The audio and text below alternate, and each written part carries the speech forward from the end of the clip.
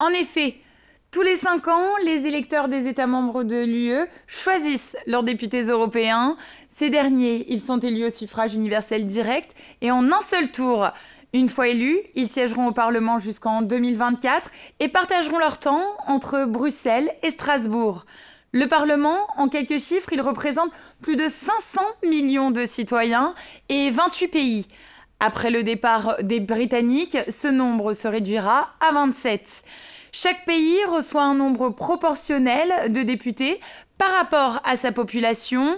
Avec le Brexit, la France va récupérer 5 sièges et passera ainsi de 74 à 79 élus. Concernant le mode de scrutin, en France, il faut savoir que l'on vote pour une liste fixe composée de plusieurs candidats. D'ailleurs, les 705 députés ne siègent pas par nationalité, mais par groupes politiques transnationaux.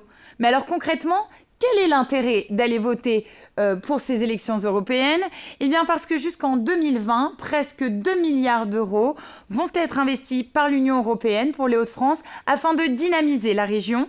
Le projet du Louvre-Lens a par exemple été financé à hauteur de 25% grâce à des fonds européens.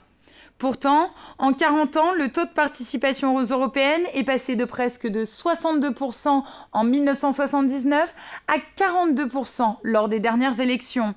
La crainte est que la participation soit encore plus faible pour ces prochaines élections, d'où l'intérêt d'aller voter le 26 mai prochain.